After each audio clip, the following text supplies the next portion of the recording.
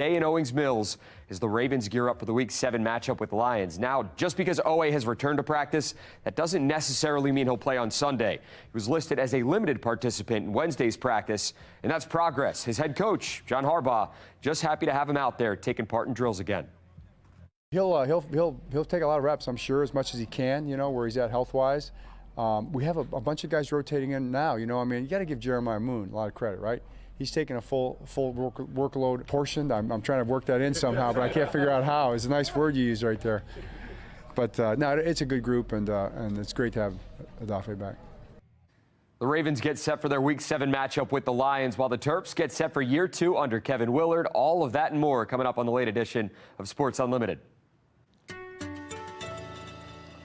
All right, into your weekend forecast, kind of a 50-50 here. I think we'll see a little coastal system getting going and some energy moving in from the west. We'll be kind of trapped in between the two. So some scattered showers developing on Friday. And I think Friday night, our best chance of some rain, as you see on the computer model here.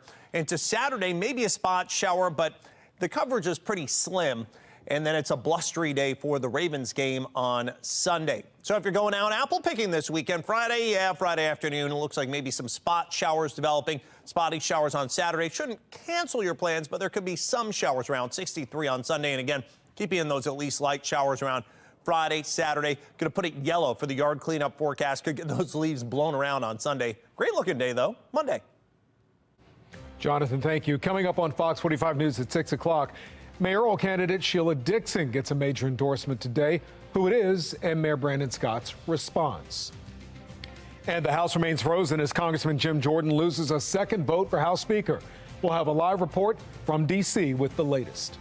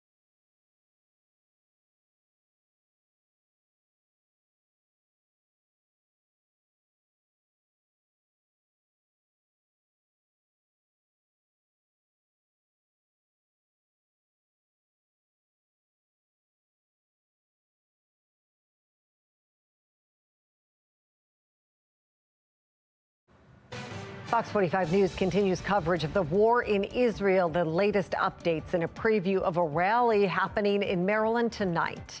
More Baltimore residents becoming victims as car thefts continue to surge. A look at one of the city impound lots as Fox 45 News continues to demand solutions. And later, Congressman Jim Jordan fails to win the House speakership in a second vote. We have a live report from D.C. with what the next steps could be. Live from WBFF in Baltimore, this is Fox 45 News at 6. I come to Israel with a single message. You're not alone. You are not alone. President Biden in Israel today, vowing to stand with the nation and provide support in its war against Hamas. Good evening, everybody. I'm Mary Bubala. Thanks so much for staying with us. The president saying he is calling on Congress to approve an historic aid package to make sure the Israeli Defense Force is fully armed, and announced $100 million in humanitarian aid to help Palestinians suffering through the conflict. The president also issued a warning to Israel, saying it needs to be careful in its retaliation against Hamas. Justice must be done. But I caution this: while you feel that rage, don't be consumed by it. After 9/11, we were enraged in the United States. While we sought justice and got justice, we also made mistakes. The vast majority of Palestinians are not Hamas. Hamas does not represent the Palestinian people. President Biden's trip to the Middle East originally included meeting with Arab leaders as well, but those were canceled after a hospital explosion in Gaza. And this was the scene just after hundreds of people seeking medical treatment and shelter were killed in the blast. Palestinian officials claim Israel targeted the building. However, Israel and now U.S. intelligence agencies say the explosion was the result of a misfired rocket from another Islamic militant group firing rockets at Israel. Now, according to the Palestinian Ministry of Health, at least 3,400 people have been killed in Gaza, and another 12,000 were injured in the fighting. At the UN, the U.S. vetoes a resolution by the United Nations condemning Hamas's attacks against Israel and all violence against civilians. U.S. officials criticize the resolution for not saying anything about Israel's right to self-defense. Now, people around the world continue to gather and hold rallies for both sides, including right here in Maryland. Fox 45's Keith Daniels joins us live in Pikesville with a preview of a pro-Israel rally set to happen there tonight. Keith? Well, Mary, we're live outside the Beth El congregation on Park Heights Avenue. Now, members of the Jewish community organized this event, but they say all community members are encouraged to attend as they stand in solidarity with Israel. Now, you may recall last week, hundreds gathered at the Beth Tefillah in support of Israel. Among those gathering was Ofer Sabbath, whose 87-year-old mother lives in Israel. Sabbath recently shared his concerns with us about his mother. My first reaction was, do you want me to come and be with you? And she said, you can help there more than you can help here. You can tell them to free the captives and put end to the bloodshed. Well, the service is set to begin here at 7:30. Doors open at 6:45. They say with security, allow extra time to enter the building. You see them standing there. There's a metal detector and a dog and police, Baltimore County Police, inside. So security on point here at this congregation. Well, live now in Pikesville, Keith Daniels, Fox 45 News. Thank you. Fox 45 News will continue to follow the war in Israel, bring you the latest updates both on air and online at foxbaltimore.com. Well, it is a crisis that continues here in Baltimore City. Hundreds of cars stolen every week. The massive spike in car thefts this year is stressing police, filling impound lots, and putting Baltimore residents in danger. To give you a visual of the magnitude of this car theft problem, we're here at a car dealership, which I'm told has about 100 cars for sale at any one time. So let's do some math. With more than 8,500 cars stolen in Baltimore City so far this year, that's like this entire lot getting swiped 85 times. And take a look at this, a bird's eye view of the Baltimore City impound lot. Hundreds of those stolen cars are towed here after they're recovered by police. Fox 45's Amy Simpson has the very latest as she investigates what happens after cars are stolen. Baltimore City declined our request for a tour of the main impound lot, so we sent up our drone to get a look from above. A graveyard of cars. Rows and rows of vehicles seen here at the Baltimore City impound lot. The lot sandwiched between Pulaski Highway and 895 in East Baltimore. This week, our drone seeing some cars in rough shape, evidence of a crash, mangled or missing windows. Others just a shell of what they once were. From the sky, seeing piles of tires and even a few boats. Also watching as more cars were towed in. According to Baltimore City's Department of Transportation, 3,076 vehicles sit inside impound right now, and nearly 20% of them, 584 of those vehicles, previously stolen. It did take multiple days where I had to take hours off in the middle of the day just to take care of something, whether it be paperwork or going to the impound and waiting in line with the whole Baltimore public that was also waiting for their cars. In recent months, some of the region's car theft victims sharing the uphill battle to get back on the road. Some speaking about their experience at the Pulaski impound lot. In the impound, the Baltimore City impound lot, if you do visit it, you'll notice that there's like sections specifically for Hyundais and Kias that were smashed, and I'm just lucky that my vehicle wasn't one of those. The city tells Fox 45 News it takes a, quote, median of 14 days for owners to get stolen cars out of impound. And to help expedite their release, the city says it lifted all fees associated with car theft, adding no appointment is needed to retrieve a stolen vehicle. And in a, quote, best case scenario, a stolen car can be released same day with the correct documentation. I mean, there's no reason why your car should be held hostage for 30 days in the impound. But this Baltimore County woman described a weeks-long ordeal, saying she resorted to paying her thieves 2 speeding tickets to free her car from city impound. To go online and pay it. $80. And now I have to go to jump through hoops to try to get them to give me my $80 back. And the latest data from Baltimore police reveals more than 8,800 cars have now been stolen in Baltimore City since January 1st. At this rate, Baltimore will likely see more than 10,000 cars stolen before the calendar even reaches December. In Baltimore, Amy Simpson, Fox 45 News. If you have a story about a stolen car or know somebody who's been impacted by the spike in auto thefts, we want to hear about it. Just scan the QR code on your screen, tell us what happened, or send an email to news@foxbaltimore.com. Well, tonight, a powerful state lawmaker is weighing in on Baltimore City's 2024 mayoral race. After throwing his support behind Mayor Brandon Scott during the last election cycle, today, Delegate Sandy Rosenberg says he is flipping his endorsement to challenger Sheila Dixon. It marks the first endorsement from an elected official in the 2024 race. Rosenberg has been a well-respected member of the House of Delegates for the past 4 decades. Back in 2020, he used that political pull to help Mayor Scott win the election, but now he is endorsing Dixon. Rosenberg says under Mayor Sheila Dixon's tenure when she was mayor, her office worked quickly and collaboratively with his. Effective and efficient leadership, Rosenberg says, is lacking in the Scott administration. When my staff calls, it takes too long to get a response. There's no sense of urgency about addressing constituent neighborhood problems. That is the essence of city government, and there's no vision to address the long-term problems as well. In response, Mayor Scott's campaign has released a statement reading in part, Sheila Dixon is right about one thing: delays in city services span across administrations, especially her own. It's unfortunate Delegate Rosenberg would rather see the city go backwards.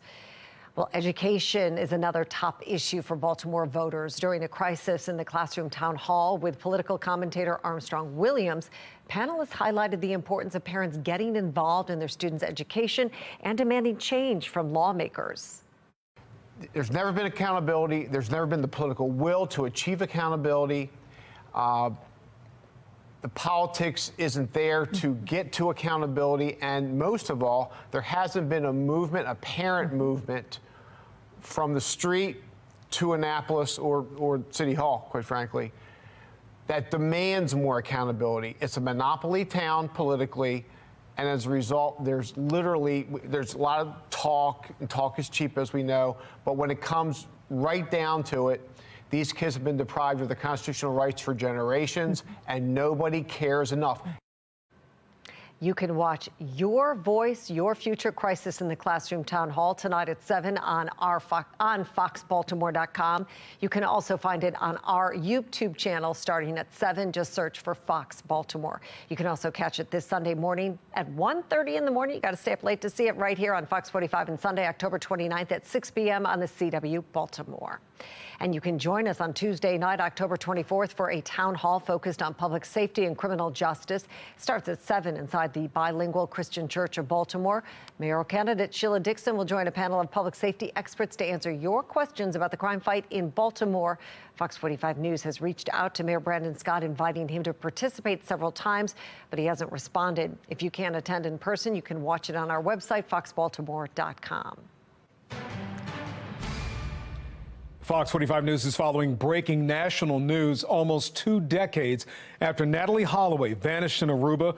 The prime suspect in the case has confessed to killing the Alabama teen. Joran Vandersloot's confession was publicized shortly after he pled guilty in federal court earlier today to extorting and defrauding the Holloway family. He was accused of trying to sell information about the location of Holloway's remains to her mother in exchange for $250,000. According to court documents, Vandersloot admitted to killing Natalie Holloway with a cinder block on an Aruban beach after she rejected his romantic advances. Natalie Holloway's mother, Beth, spoke at a news conference after the hearing and says her nightmare is over. It feels victorious.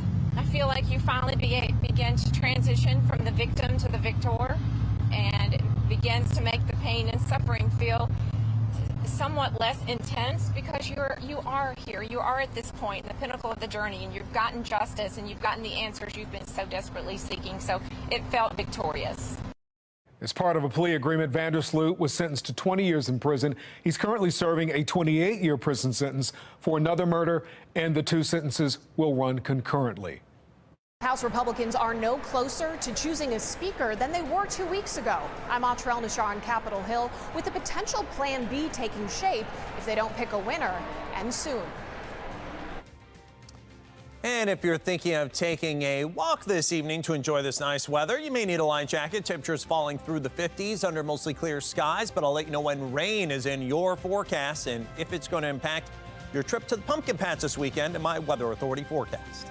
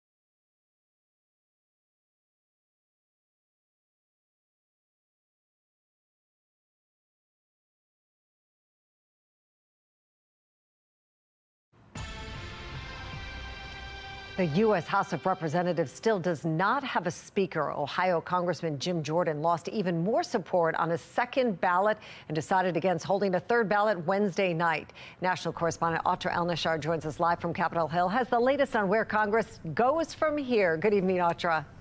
Hey, good evening, Mary. Ohio Congressman Jim Jordan is not backing down from his bid to be the next Speaker of the House, also not backing down his detractors.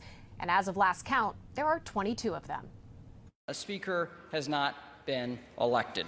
15 days after now former Speaker Kevin McCarthy was removed from his leadership position, Republicans are no closer to choosing his replacement. In some ways, they appear farther from it. Bacon. 8 Republicans voted to oust McCarthy. Almost 3 times as many objected to Jordan. Even some who are voting for Jordan are not enthusiastic. I mean, obviously, I have some real disagreements with Speaker or candidate Jordan, but ultimately we have to get back to governing. And if he can't win and he can't get the votes, we need to move on to the next candidate and find someone who can be the speaker. A potential plan B gaining some traction: give temporary Speaker Patrick McHenry more authority so the House can do more than elect a speaker, like pass funds for Israel, Ukraine, the southern border, and decide how to keep the government funded after the November 17th deadline. With so much Republican opposition to that, especially from Jordan's backers, it would take Democratic support to pass. Jeffries. Weighing on every lawmaker is the toll this gridlock is taking on the House's ability to function. I do think in a big tent party like the Republican Party, it's healthy to have disagreements. But there's a point at which, like, the disagreement becomes dysfunction and paralysis. And Mary, that dysfunction could very well continue tomorrow when the House meets again, likely for another vote. And Audra, since Jordan's opposition seems to be growing, are there any other names being floated for a potential speaker at this point? The short answer is no, not anyone in earnest. There were, of course, the 22 people who voted against Jordan, voted, many of them for McCarthy, for Steve Scalise.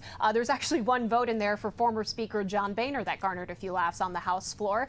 But there really is not any name where any real consensus is gathering around. And Republican members and staffers that I've been talking to all day truly have no idea what's going to happen next. I didn't speak to any, even ones who voted for Jordan, who were confident that he could get 217 votes, at least not anytime soon. So it's very possible that after that third ballot tomorrow, if it does in fact happen, Jordan may drop out, and then Republicans would be back to square one. Oh my goodness. All right, we'll keep watching. Audra Elnashar live in D.C. for us tonight. Thank you. Thanks. Fox triple cast this evening. Mile 1 Taos Cam, Toyota Eastern Harbor Sky Cam. Some residual clouds and crisp feel to things. HG radar showing the next weather maker moving in from Chicago all the way up to Minneapolis. And that rain will get here by the end of the week and into the weekend. Toyota Eastern Harbor Sky Cam right now at 60. Mostly cloudy skies. A little bit of a cool feel to things. Winds variable at 3. Crisp as we take a beautiful look down at the aquarium. HD radar showing us some rain. That's from Madison to Chicago all the way back to Minneapolis. That is going to be moving eastbound. Nice weather for now. Fair weather high pressure is in good control. But that next system is going to be moving in for us perhaps at least piecemeal on Friday, but especially I think Friday night and even Saturday there could be a residual shower too. We're tracking it here. There's that nice fair weather high pressure that stays with us. Yes, for tomorrow, high temperatures near 70. And then working our way toward Friday, there's our system kind of coming together.